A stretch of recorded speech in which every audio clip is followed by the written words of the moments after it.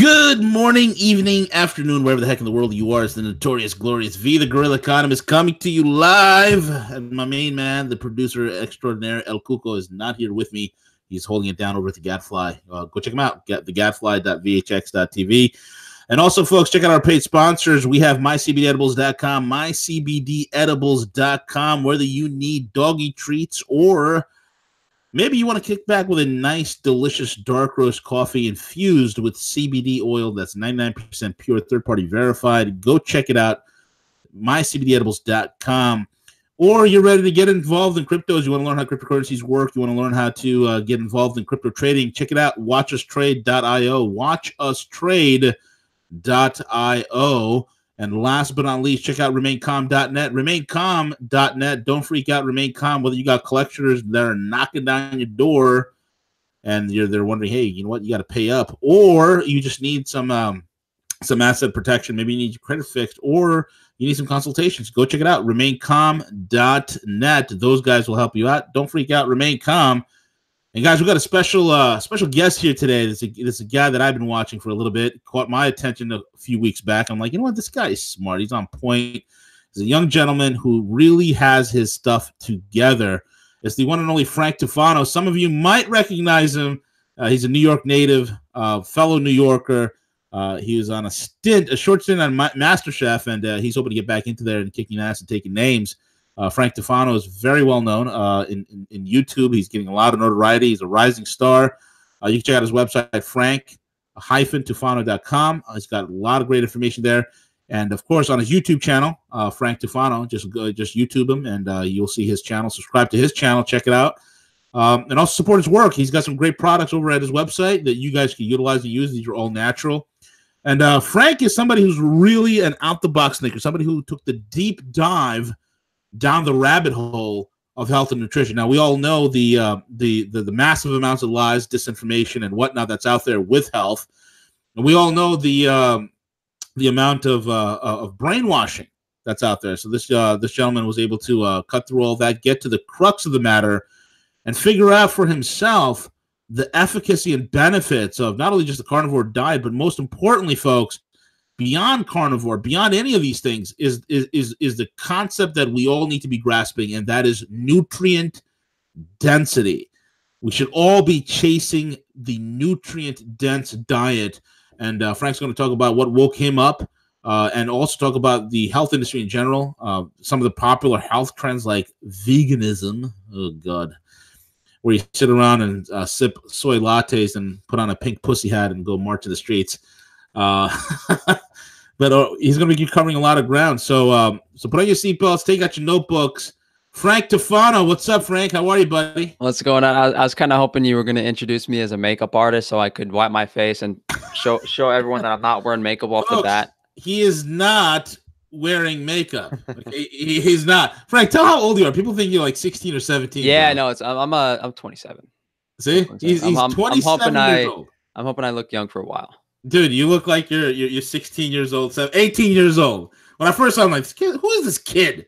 Then he's like, I'm 27. I'm like, no way. Yeah, it's funny because I worked as a bartender for a while, and I remember even last year I went on an interview, and at the end, like before the interview started, the guy like sat me down and he was honestly like, "I'm sorry, how old are you?" And that usually doesn't happen, but it does. And I usually get it a lot when I'm behind the bar. Yeah. Like, are you like? Can you even serve alcohol? Usually, people making fun of me that how young I look. So I'm definitely used to that. Yeah, absolutely, man. You're like the carded. How's he working behind the bar? How's he? This is child labor. This is illegal. No. He's a grown man. He's a grown man, folks. Yeah, no, it's I mean, it's not something that I want to do for too much longer, but it pays the bills. It's a fun job. Yeah. It's kind of counterintuitive to. I mean, my personal beliefs in regards to nutrition and diet and stuff, but there's definitely some element of, of culinary technique, because I don't work in like dive bars. I've worked always in restaurants with, pretty high-end food preparation, very, very experienced chefs, pretty expensive places. So there's always been that kind of understanding of food and cuisine and ingredients that I've kind of applied to my personal life. I mean, that's why, if you talk to maybe an average person on the carnivore diet, you know, they're not going to tell you the 10 different ways to cook a steak, or, you know, all the different types of, like, I literally know, you know, the 3 to 4 types of steaks you can get from New York City meat purveyors. So there's definitely a level of like food understanding and like cooking that I've developed from my experience. And that's part of the reason I was on MasterChef last season for an episode, was I carried a lot of that over, and it's always been kind of like a passion in the back of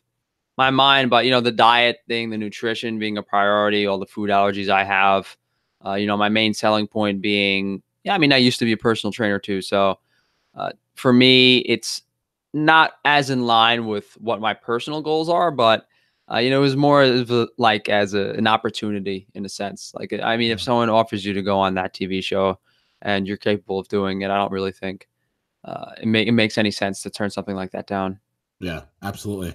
Well, you know what? You had an amazing journey to health. What woke you up, man? What got you going in terms of?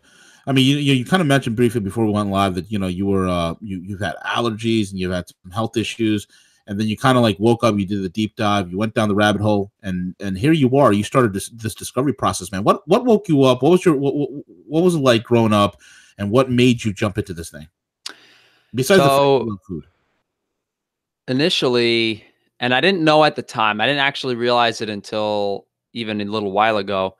I took Accutane twice and it ruined my digestion. So I was no longer able to digest carbohydrates. And this sounds crazy, but like I wouldn't be able to. I don't know if you're it was Italian, bro. Yeah, yeah. I mean, I don't know if it was like reduced pancreas function or what, but I used to be on this really high carb bodybuilding diet because I was into weightlifting in the gym a lot. And I would be eating, I remember there's a point where I was eating like literally 5 pounds of sweet potatoes a day, and I had no energy. And I was like, this can't be right. So that's kind of what triggered, you know, the Accutane ruining my stomach. And I didn't correlate it to the Accutane at the time, but, you know, that ruining my stomach, and I didn't have energy on regular food anymore. I literally started putting into Google because I was like, well, this doesn't seem to be healthy. Spending 2 hours a day in the gym isn't practical. What is the healthiest diet? If I was going to follow a diet for longevity, it's obviously not a bodybuilding diet. So what is?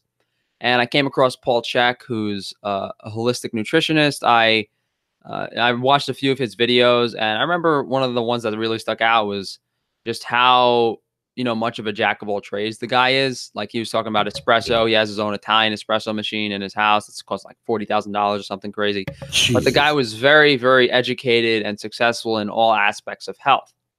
So when I read his book, he had an excerpt in there about nutrition, referencing Weston Price, who was a dentist in the early 1900s, who went around and examined indigenous groups. Another book that was recommended by Paul Chek was Nora Gauda's Primal Body, Primal Mind. And that was kind of like a ketogenic paleo approach to a diet. And in my mind at that time, after reading those books, I had the idea imprinted that, okay, all of these indigenous tribes, these hunter-gatherers, they had a certain amount of animal foods present in the diet, and there's some sort of key nutritional element there. But then I was like, well, I don't have energy on carbohydrates, so why not try keto? But what would keto with paleo be? And then I was like, oh, well, keto with paleo is pretty much a carnivorous diet if you exclude vegetables. Right. So my goal was to obtain pretty much all my calories from animal foods, but focusing on organ meats. Because for me, okay, organ meats, shellfish, all of these animal foods are the most nutrient dense foods. So wouldn't it make sense if that they're the healthiest foods, that if you comprise your diet of all of them, you would be the healthiest? I mean, to me, that made perfect sense. I was like, well, you could have animal fat for keto and then have the rest of your calories from like organs and muscle meat. So to me, that made perfect sense. And ironically, you know, the carnivore zero carb diet did exist about 6.5 years ago when I started this. And I looked into it, and the zero carb diet was nothing like what I was doing at the time. And, you know, the difference between, you know, being in a ketogenic metabolism, consuming certain animal foods to meet nutrient goals, incorporating other aspects such as sun exposure, water into your lifestyle. You know, a lot of those things weren't mentioned. You know, the zero carb diet at the time was just eat meat, drink water. no mention of food quality, no mention of nutrients. So I was like, all right, this isn't really what I do. Yeah. And there's no way I could really market myself towards this. But eventually what happened was about a year and a half ago, it exploded in popularity so much. I tried to kind of edge my way in there, and it didn't work out initially. A lot of people were kind of under the guise of, Sean Baker, Michaela Peterson, you just eat ribeye all day. And I really pushed hard and got a lot of blowback from the carnivore community kind of in general.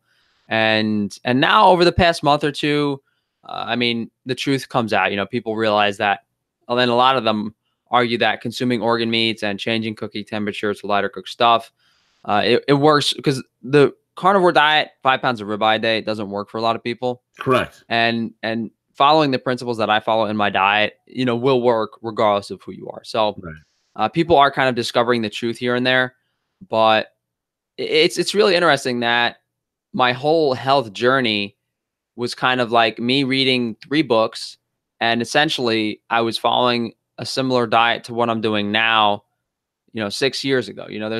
I was consuming raw liver off the bat. I was consuming raw salmon raw off the bat. I had all these nutrient-dense foods that I was consuming at the start.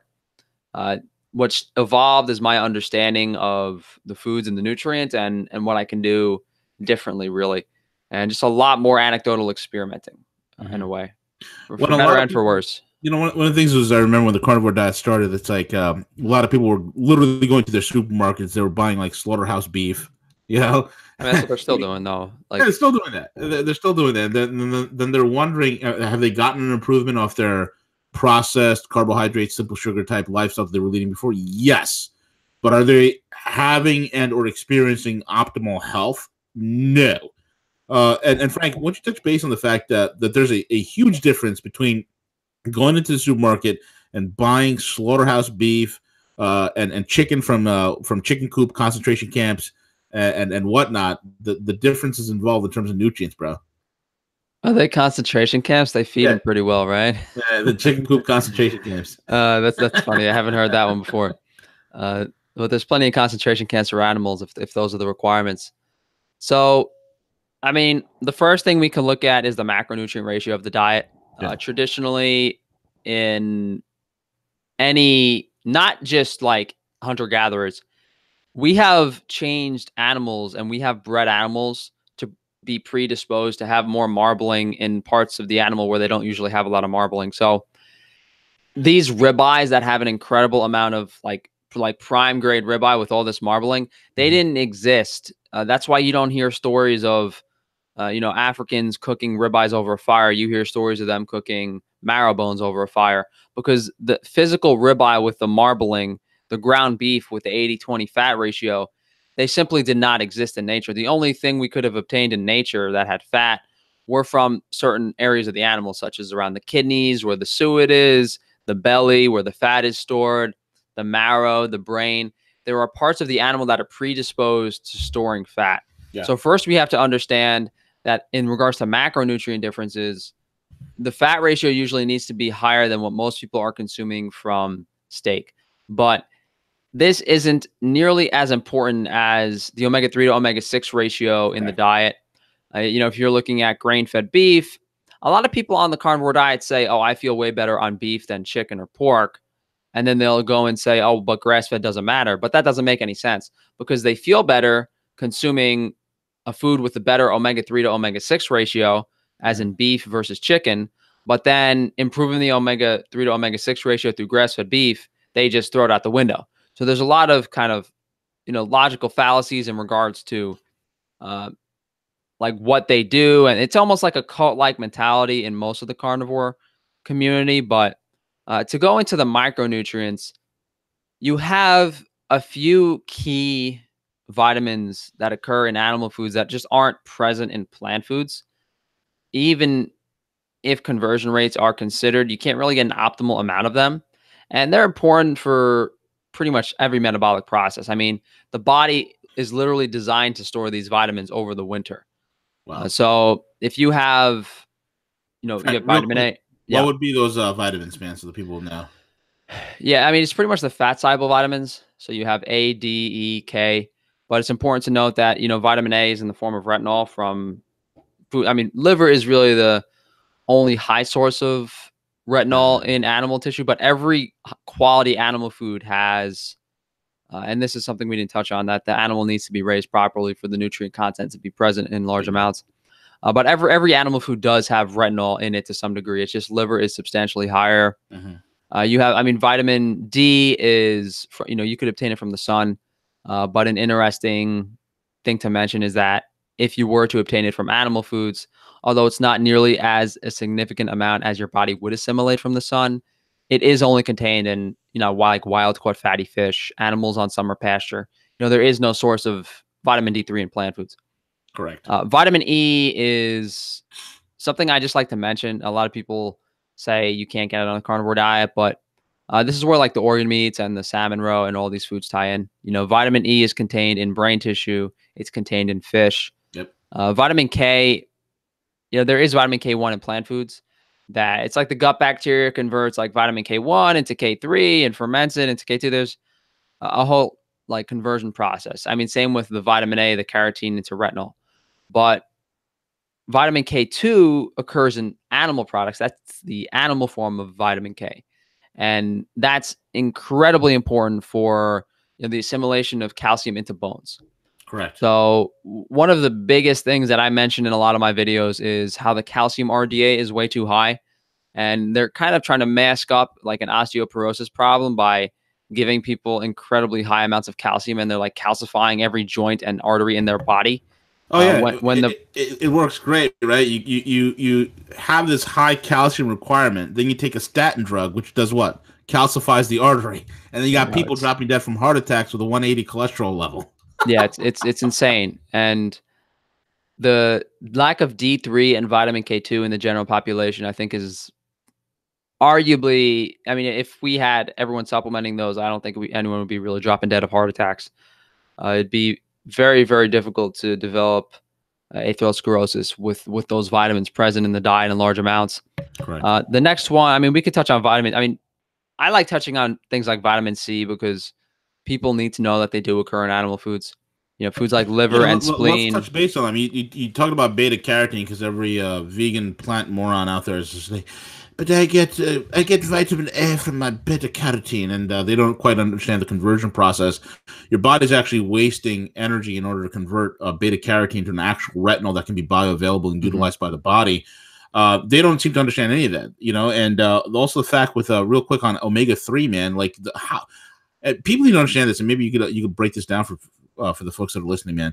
Omega-3 to omega-6, that ratio, why is it so damn important, number one? And number two, why is the damn American diet like 16 times more omega-6 than omega-3s, and the health effects of that imbalance?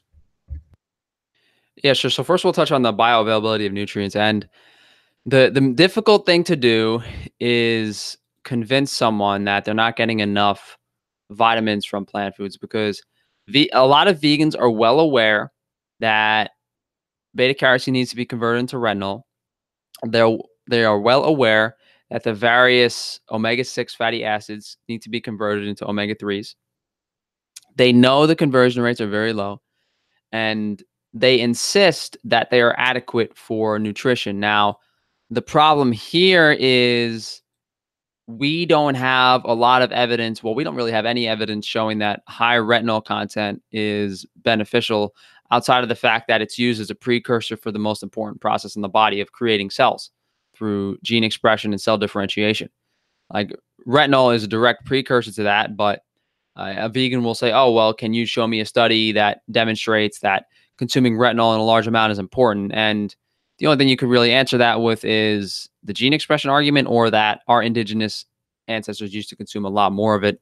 But if you look at conversion rates, they taper off greatly as the carotene is increased. But the main contradictory thing for me in the beta carotene argument is that it requires fat to be absorbed. And the only way to get fat in most places in nature is from animal foods. So you would be consuming animal foods inadvertently if you were actually able to convert plant forms of vitamins. So there's definitely some element of combining plant and animal foods in our past that might have allowed for a higher nutrient intake, but that's why there's no vegan hunter-gatherer groups. Maybe there's very specific parts of the world where they could have obtained some sort of plant fat in reasonable amounts, but very, very few and far between. What's the other one? Vitamin K1 to K2 conversion, same thing. It requires fat. We can make an argument for that. And overall, it's difficult to convince people that they're not converting enough of the vitamin, or that the vitamin is necessary in large amounts. But if we wanted to talk about how, like, even doctors now are acknowledging that vitamin D3 is incredibly important, and even doctors are prescribing people with, 5, 10,000 IU of vitamin D3 per day to fix deficiencies, and also even prescribing people with fish oil in general. Yeah. These two things are very recognized and very popular. And I don't think anyone's going to really argue against the importance of vitamin D3 or fish oil. I mean, there might still be some conventional wisdom airheads walking around that think that getting 15 minutes of sun on your hands is going to give you enough vitamin D3 for the week. Yeah, but during the winter. No, these people are completely crazy. Did you hear about the Merck study that they did with vitamin D versus the flu shot that they've developed? What is it? I have no idea what it is, but it's more effective than the flu shot. Dude, this was happening. They were running the study, and you could actually Google this, folks. They were running the study. They were comparing vitamin D3 to their flu shot. And what was happening is that D3 was working way more efficaciously in stopping influenza, and more so than their own flu shot. That actually Merck just came in and they shut down the whole study because it was very, very effective. And if you look at quote unquote flu season, oh my God, it's flu season between September and December. Flu, everybody's sick. Every year around this time, I give my kid 1,000 units of D a day during the winter months. 1,000 units of a bioavailable D3 spray. That's well derived, and I also give her I increase the dietary fats via animal. I mean, thank God she loves eating red meat. Via animal sources. Everybody in her class were dropping down they're dropping like flies from the flu. The kid never got sick once.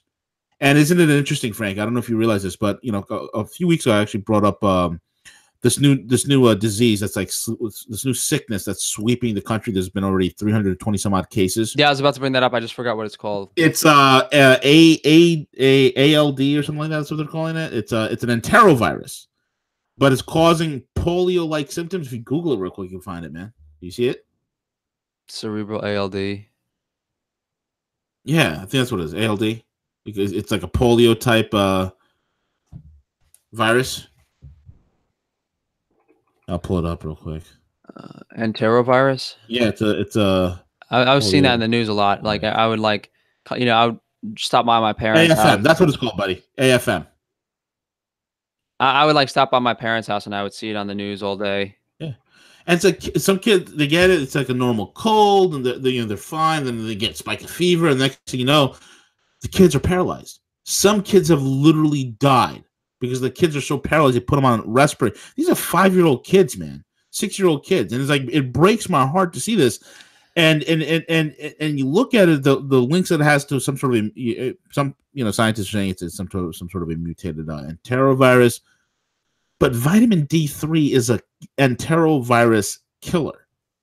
And if you notice these diseases that are just popping up during this time, just go get a flu shot. No one thinks about optimal health and the nutrients that are key to stopping this kind of stuff from happening. Yeah, I mean, even that dosage that you're giving your daughter, 1,000 IU, it's not necessarily incredibly high, but it just goes to show how deficient people tend to be in these nutrients in general. Exactly. I mean, I always explain this to people, like when people ask me if they can fix a particular problem or symptom with this diet, I'm like, okay, so what you're going to do is by giving your body all these nutrients, you're going to allow it to heal itself in an optimal way. If your body's ability to heal cells and create cells is not going to fix your problem, then there's nothing dietary related that you're going to be able to use to fix whatever your problem is. But just outside of the diet in general, I mean, that thing, the sun exposure is a huge factor, and then you have, of course, the activity elements and the water element forth. But yeah, I mean, I could touch briefly on the omega-3 to omega-6 ratio in the diet. I mean, obviously, there's plenty of correlation studies showing that, better omega-6 to omega-3 ratios are associated with lower all-cause mortality. But, just the sheer inflammatory aspect of high omega-6 in the diet, it does compete with omega-3 for absorption. So it does kind of, it's not even necessarily that you're trying to get enough omega-3. It's that you want to have the ratio be, in a certain amount. You can't just eat a bunch of high omega-6 food and then try to take some omega-3 and make up for it. That's not really how it works. But if you look at, what the omega-3 is doing in the body, what the omega-6 is doing in the body, DHA is what composes a lot of this tissue up, brain tissue. A lot of the bodily tissues are composed of DHA. Although EPA is used for certain things, although the linoleic and the linolenic acids can be converted and used for certain energy metabolism, DHA is the primary nutrient that the brain is composed of, and other tissues in the body use it as well.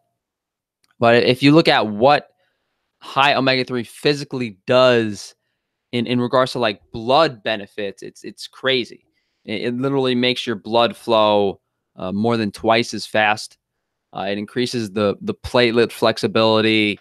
It's just really unbelievable. And this was mainly studies done on Eskimos and Inuits that had very high omega-3 intake in the diet, and also very low omega-6 intake.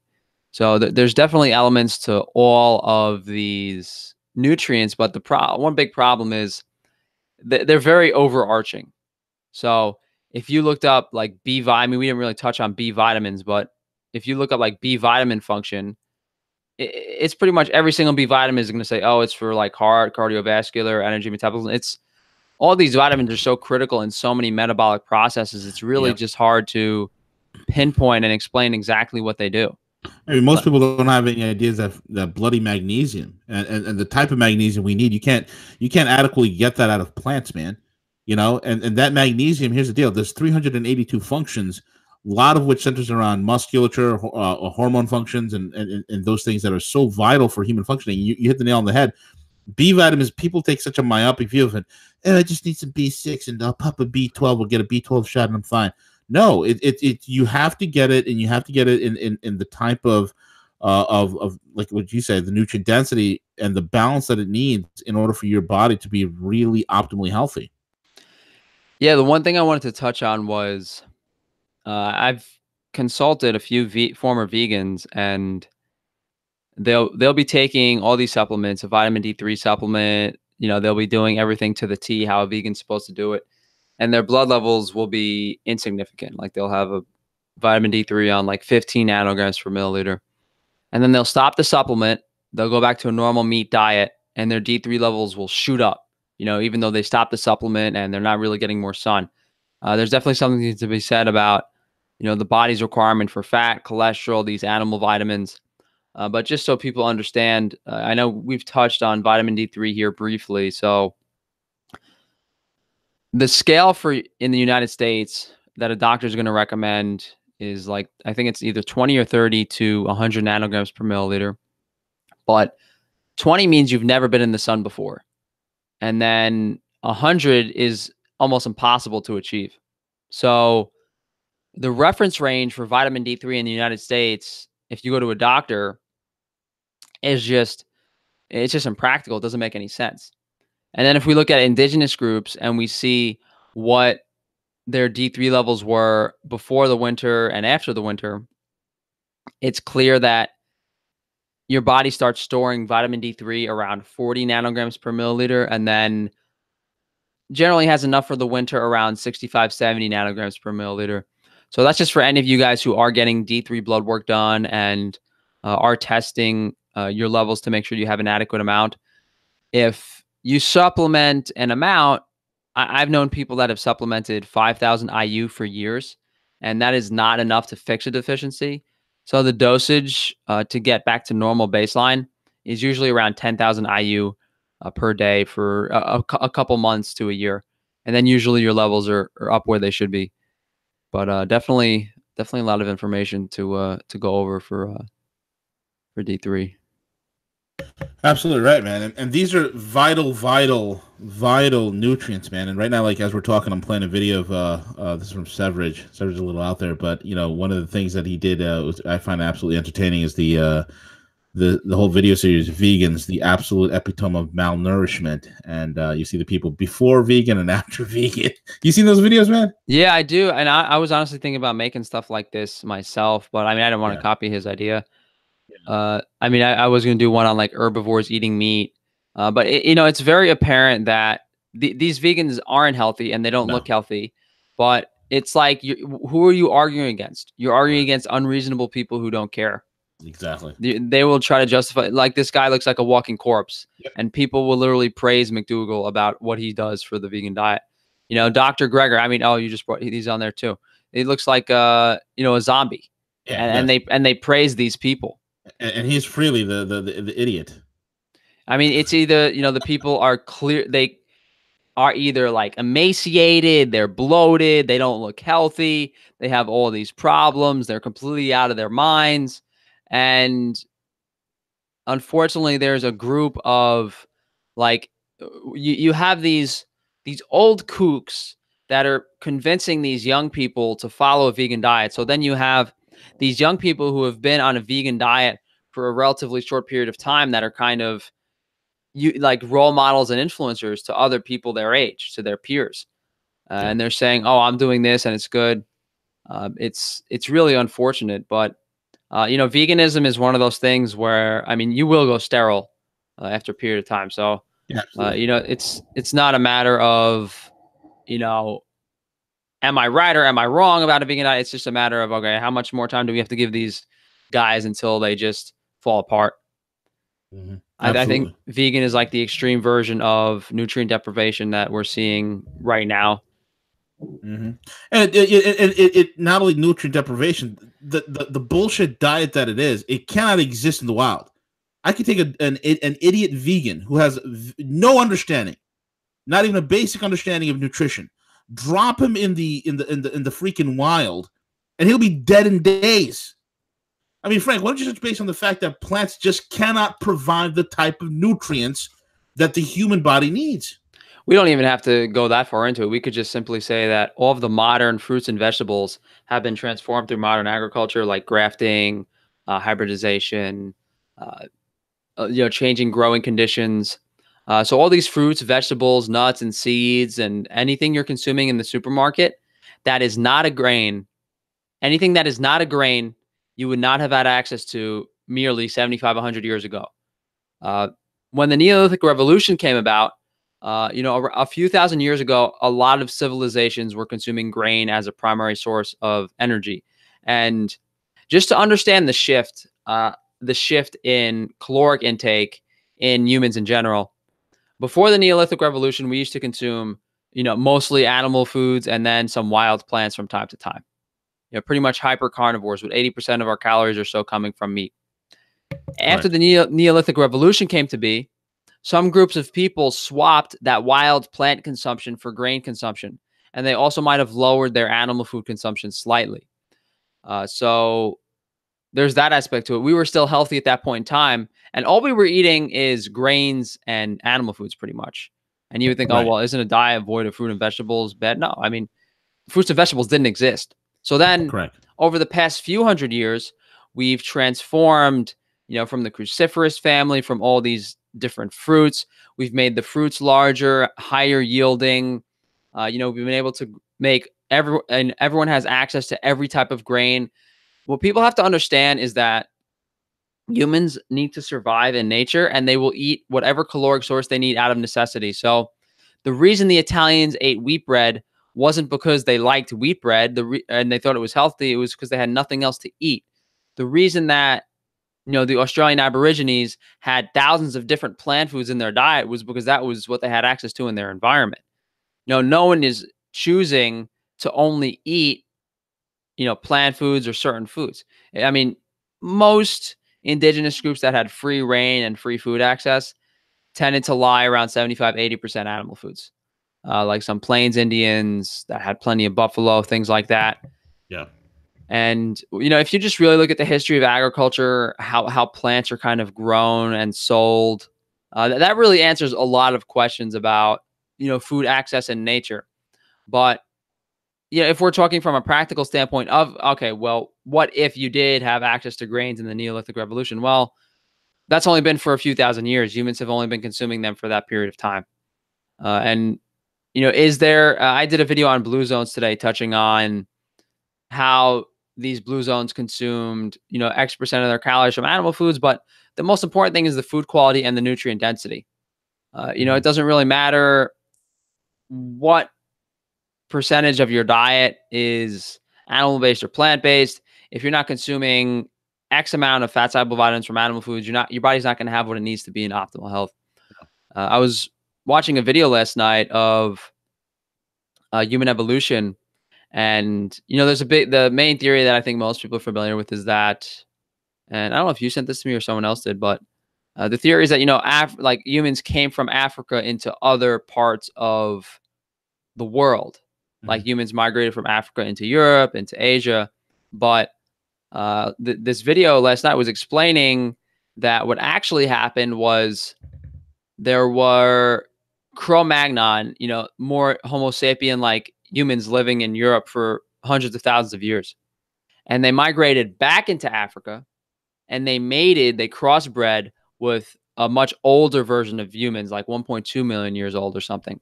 So, why am I bringing this up? I mean, it's just interesting in regards to human evolution and a lot of things that we talk about. You know, they're not true.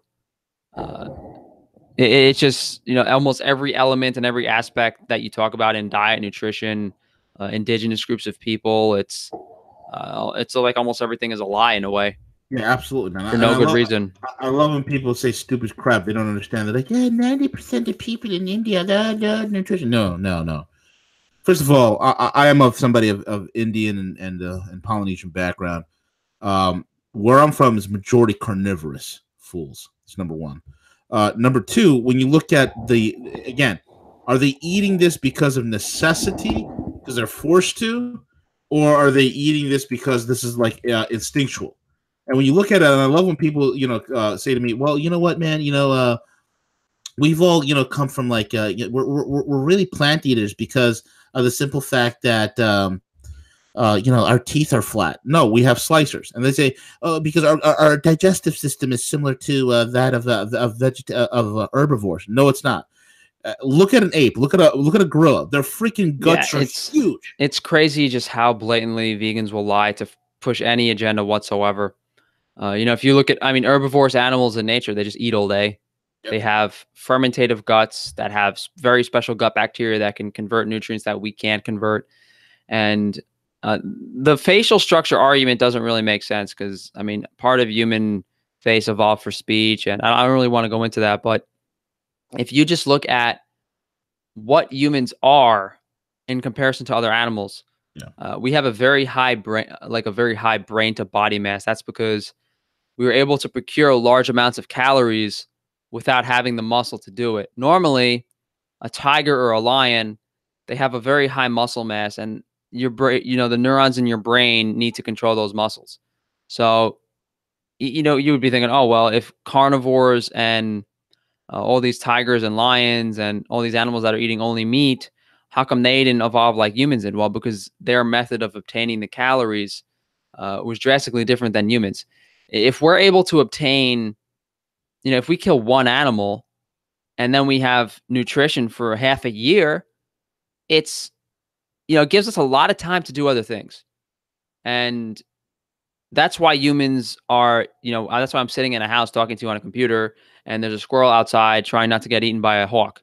That's why I'm inside. It's because of our ability to procure calories and spend our time doing other things. Exactly. I like the fact when you look at our digestive system, you know, our digestive system is about, you know, 4 or 5 times bigger than the ratio to our body. A cat is about 4 times. A bear is about 5 times. Yeah, we're similar to the carnivores. Exactly. And our pH, the gut pH, you know, you wouldn't be having a pH of 2 or 2.5 if you were a herbivore. It just wouldn't. You know, and dude, the fact that when you look at every single Neolithic culture that existed, they hunted the fattest animals. You know, you read them, and for those that don't know, my degree, my education is in clinical nutrition. I'll tell you straight up, when you look at the anthropology of this whole entire thing, we hunted the fattest animals. We weren't hunting the weak and the sick. When you look at a wolf pack, they're just trying to get the muscle, right? They're after the weakest, sickest animal in order to get it, in order to take it down. That's what most predators do. They look for the weak and the infirm. We were hunting the most dangerous game on the plains. Why? Because of their highest fat content. Why? Because of our massive brains required it, man. Yeah, it's interesting to look at, like, kind of how human time transitioned over the course of thousands of years. As hunter-gatherers, at one point, we would have spent a lot of our time trying to hunt and procure calories. And then there was a point where, we were such adept hunters and trappers. And don't forget trapping. You could literally dig a hole and get a bear to fall in it. And then you poke them to death with a stick from 20 feet away. There's various methods to procuring animal foods that humans are very adept at. So, we might have gone from spending a lot of time hunting to spending not so much time hunting. And then once the Neolithic came around, instead of spending our free time, whether it was building culture or doing things, we transferred a lot of our free time to harvesting grain. So obviously, one person cannot procure enough calories on their own land from just grain and animal. Like, it wouldn't be possible to harvest grain yourself. But once you have a system in place with all this equipment and these farm animals and labor, you have a system where you're actually able to get a net increase in calories from grains. It becomes it's just an interesting idea in general. Yeah. Like, once you have a system going and you're able to produce a large amount of food, it goes from a food source that wasn't really practical to something you're getting a lot of your nutrition from. So definitely interesting to speculate how we, how humans kind of evolved and changed their like, well, what do you want to call it, hobbies or their cultural habits based on their ability to procure animal foods. But it's safe to say that there's no way you can obtain a reasonable amount of calories without incorporating animal foods in the diet. Yeah. Even just 60, 70 years ago, you couldn't have been vegan. No. Like, it's absolutely insane. Yeah, absolutely right.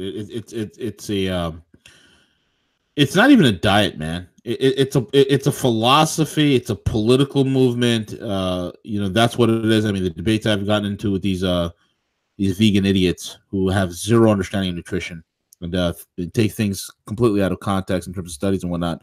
They always say, well, here's the thing, V. Let's just lay aside survival for a second and nature. Veganism is the most ethical diet for humanity, and it's about universal human rights. And I'm like, what the F does that even mean?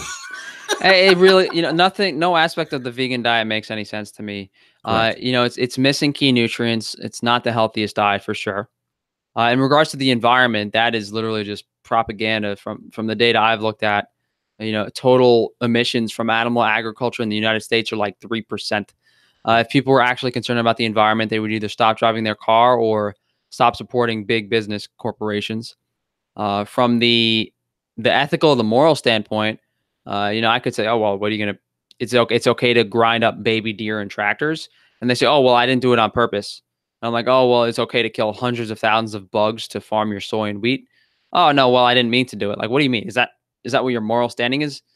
Like, yeah, I mean, you didn't mean to kill a cow, but if your nonsense veganism converted someone to a carnivore diet and they killed a cow, it just doesn't, there's a real kind of I can't really put anything past brainwashing because from my perspective and my understanding, every aspect of the vegan diet is wrong. Correct. And there's no actual benefit in any aspect to following a vegan diet. Zero. If you have an understanding of all these elements. So I just feel like we're beating a dead horse, to be honest. Yeah. Do we want to touch? Yeah, real quick. Go ahead. One of the things that I want to touch base upon is about 30, 40 years ago, we started going away, and a lot of we as a civilization started going away from quality meats, quality organ meats, and eating these these types of foods, animal sourced foods, I should make it like 50, 60 years ago.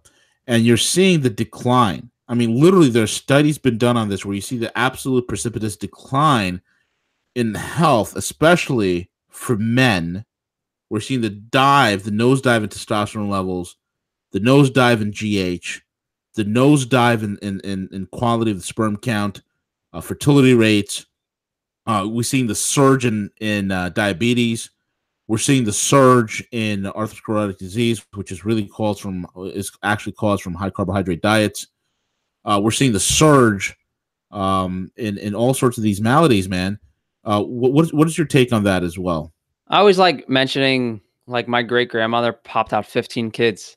Jeez. And you don't hear that anymore. You hear plenty of stories just 2 or 3 generations ago of our ancestors having 10, 15 kids like it's nobody's business, Yeah. Like, no problem. Obviously having adequate nutrition in their diet. And now people can't even conceive one child now.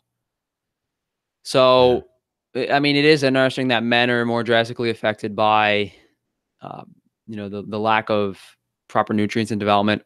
But I mean, that could always have something to do with the soy and the wheat and the estrogen in the foods.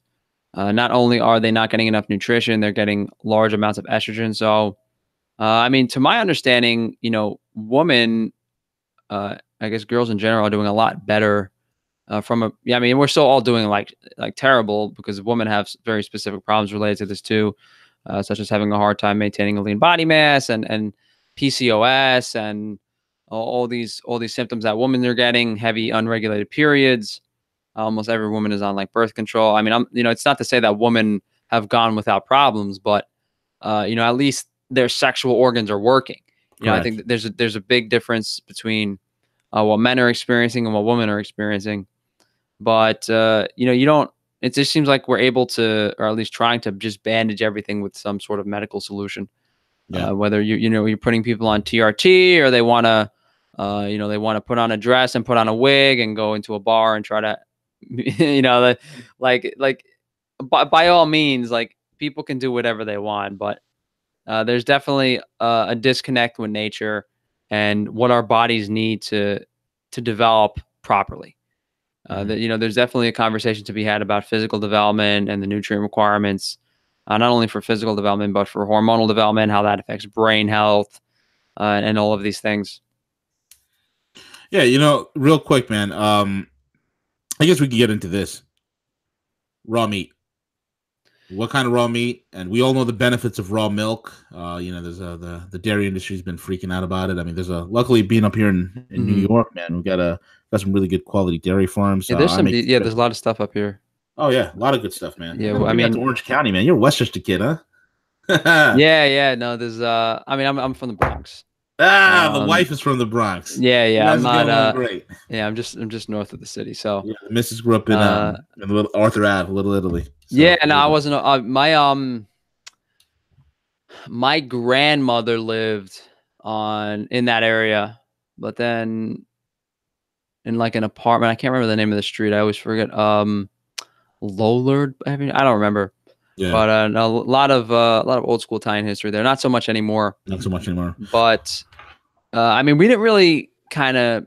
I think we could do a little bit of touching back on like the nutrient density aspect and why it's important. I don't know if you want to do that before or after the dairy. Yeah, let's hit the dairy, and then we'll go right to nutrient. Yeah. So in my Blue Zone video today, I actually made a comment saying, what is the why do people in Sardinia, Italy, consume similar amount of animal foods, but they're way healthier? It's simply the food quality. They're not consuming commercial, pasteurized, homogenized milk off the grocery store shelf that's been sitting there for, it's probably 3 months old. And they're getting raw sheep milk straight from the sheep in their backyard. Yep. And the difference between those two foods is specifically the nutrient and the bacteria and the enzyme content. So not the commercial dairy, it's void of nutrients. It doesn't have high amounts of fat soluble vitamins. And if vitamins aren't the most important thing in your diet, then what is? Yeah. It's pasteurized, it's homogenized. That reduces the nutrient content further. That removes any sort of beneficial bacteria that could be improving your gut microbiome. That eliminates any enzymes that might make the food digest easier. You're turning a food from something healthy into something bad for you, essentially, by not feeding the animal nutrient-dense grass, by homogenizing, by pasteurizing it. There are very, very apparent differences between a raw grass-fed dairy product and what you get in the supermarket. And that's an understatement. That's why I can't tell you how many people I've consulted that are like, "Oh, can I have Kerrygold?" I'm like, I don't tell people yes or no. I tell them, okay, well, I just give them this information. I tell them, well, look, if you look at raw dairy, it has this and that, and these are the pros and cons, and it's a pretty clear answer. Because I can't physically, like, I don't recommend people actually consume stuff I wouldn't do myself. Like, I'll give them the pros and cons, and I'll be like, okay, is it better than nothing? Yes, and you can do that if you don't have any other options. But raw dairy is illegal in most state, not most probably anymore, but a lot of states, mainly because they never clean them. When they started doing all this electrical machinery, of course, people are lazy; they don't want to clean it. So what would happen is they'd have this raw milk, and they'd have this milk rotting in these tubes for months or whatever. Yeah. And they had to and it was easier to just heat the milk and kill any bacteria than try to keep everything clean. It kind of removed any risk, so to speak. Whereas, if you're getting milk from a fresh animal raw, what you have to make sure to do is that, the animal's clean and the bucket's clean. That's all you got to do. There's the real concern about, raw dairy might be any bacteria in the environment that the animal's exposed to. Of course, there's a concern with any food you consume, whether it's romaine lettuce or broccoli or depending on cross-contamination. But the dairy thing is not something I touch on too much because I'm personally intolerant to dairy. Yeah. Dairy is in the 6 years I've been on this diet, the only time I've ever had any problems was trying dairy again, and it literally ruined my stomach. So I don't really touch on it too much. But what I do like saying is it's nutritionally complete. Milk literally has every vitamin and mineral your body needs to thrive. The macronutrient ratios are great for energy. It has protein, it has fat, it has sugar, carbohydrates. It is very approachable and tasty. That's the main reason I like dairy products, because things like cheese and milk and cream and butter, they are delicious foods. They are nutrient dense. And if you told someone you could have, a glass of milk versus, a bite of liver, I think we know what the answer to that is. For me, the main selling point behind dairy is it's a delicious and approachable food. Same thing with eggs. Like, eggs are also very nutrient dense if they're, pasture raised, free range. The chicken doesn't get like a soy grain feed mix too much. And there's much more. That's why I like the dairy and the egg aspect, the high quality stuff from the farms. It's a lot more approachable and foods that people enjoy eating, as opposed to actually going really into, like consuming awful organs, parts of the animal that people aren't really open to. So there is a website called realmilk.com where you could source like local raw, but this is the big reason I don't really advocate towards a lot is it's prohibitively expensive in a lot of cases. Correct. Grass-fed butter in the supermarket is like $8 a pound. I love my Kelly Gold, baby. Yeah, Kelly even Kerrygold is Kerrygold's like $7 or $8 a pound. Yeah, I get it for raw butter, a pound. That's crazy. Yeah, dude, four and change. Raw butter is usually about 12 to 15 a pound. And then I've seen, raw cow's milk, a gallon of cow's milk is like $10 raw. That's not bad. But I've seen sheep milk like $30, $35 a gallon. Yeah. It does get very, very expensive. And I'd probably pay for it if I could tolerate it. There's a really good raw milk place up where I am. I think they sell, I think it's like $6 for a liter.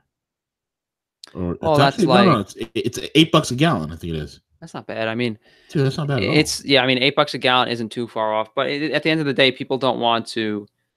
They don't want to spend. The people are cheap. They don't look at their health as an investment in what they eat. But then they'll go. Then they'll go out and. Then they'll go out and spend. they go out and, like, my mother will go out and buy like $100 worth of plastic bullshit decorations, and then she won't want to spend extra money on her lunch or whatever. Yeah. People have their priorities in different places in regards to their budget, for the most part. Yeah, exactly. Dude, we're coming up to the end of the hour, man. Closing comments, thoughts, as well as your website and some of your cool products, man. Yeah, I mean, we didn't want to touch on we didn't want to, like, is there anything we needed to kind of convey for this at all?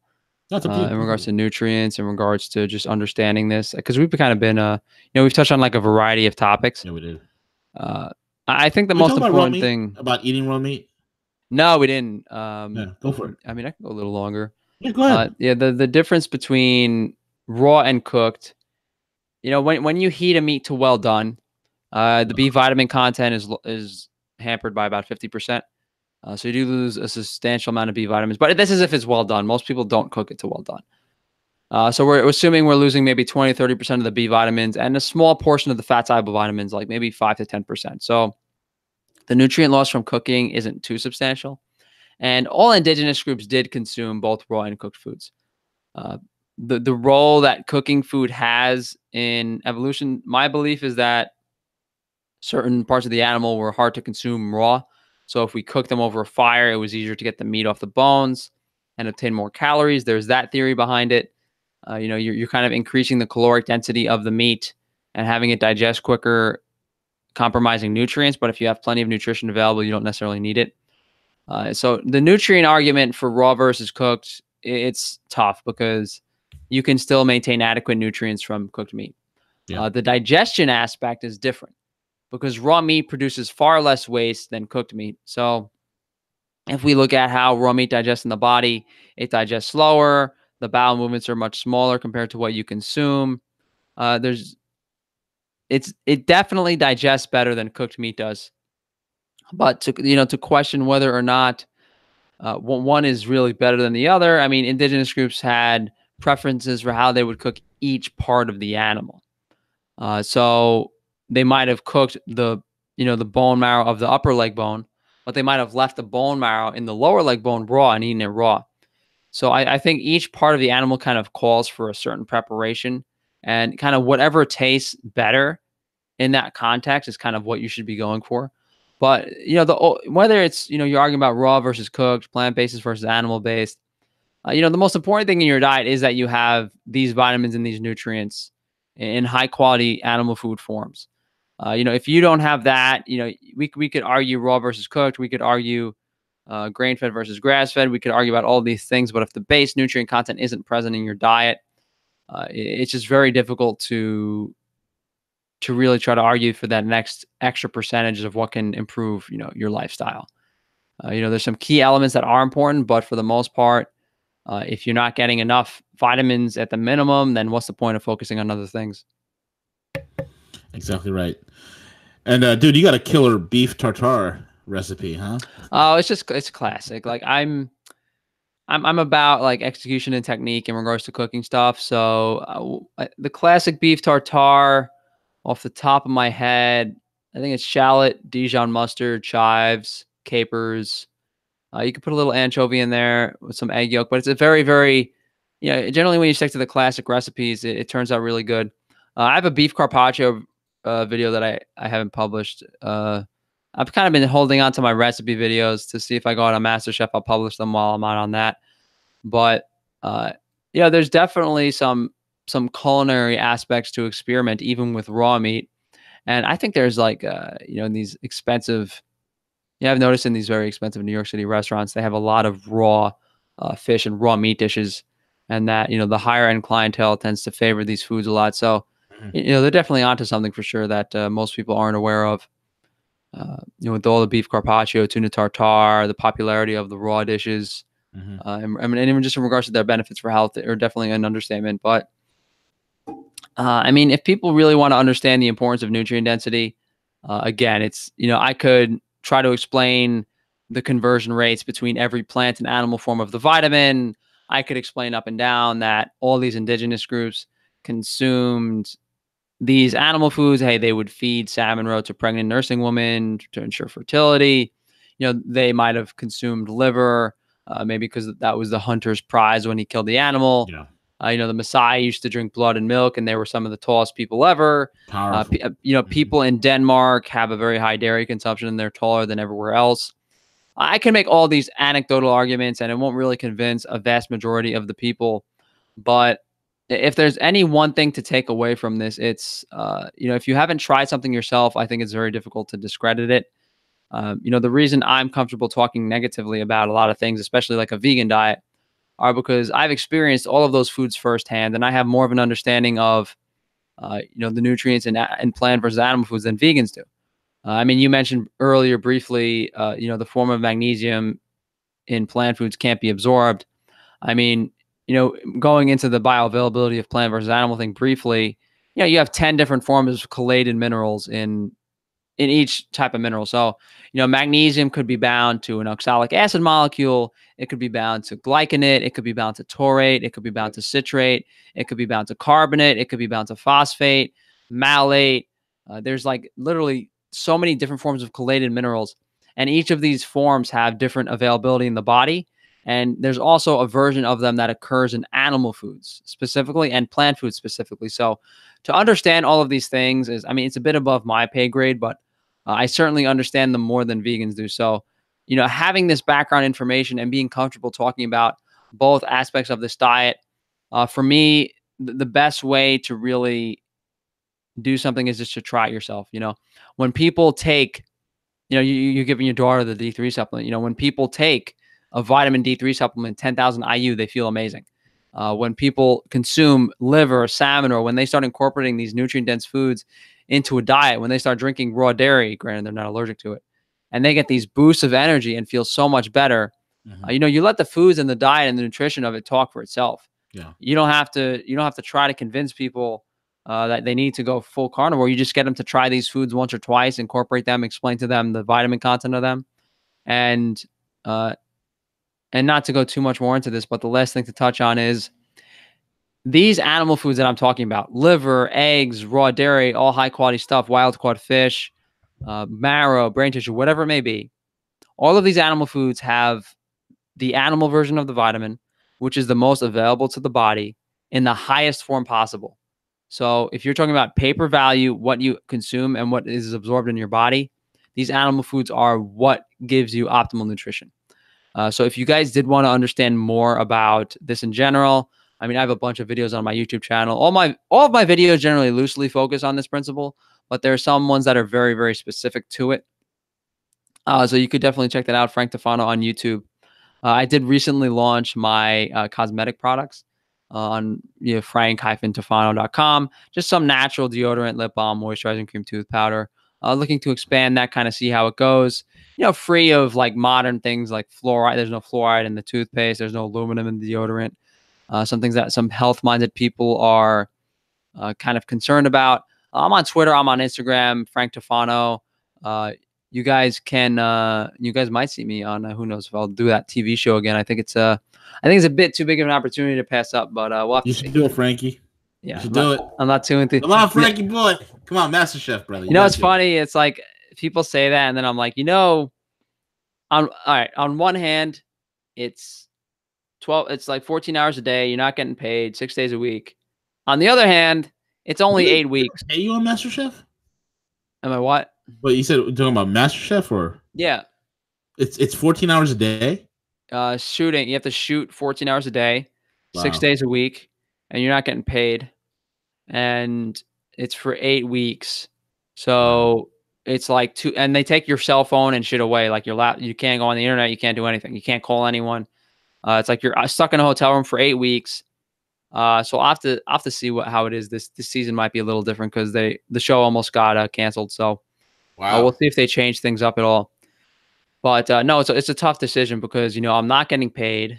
I don't have any interaction, but the networking opportunity seems to be, hypothetically speaking, me trading 8 weeks of my time for that exposure to millions of people. Is there anything else that I could do that would give me that? It's arguable that that's a no. Yeah. For sure. It's really hard to say that. It's a major springboard for you, man.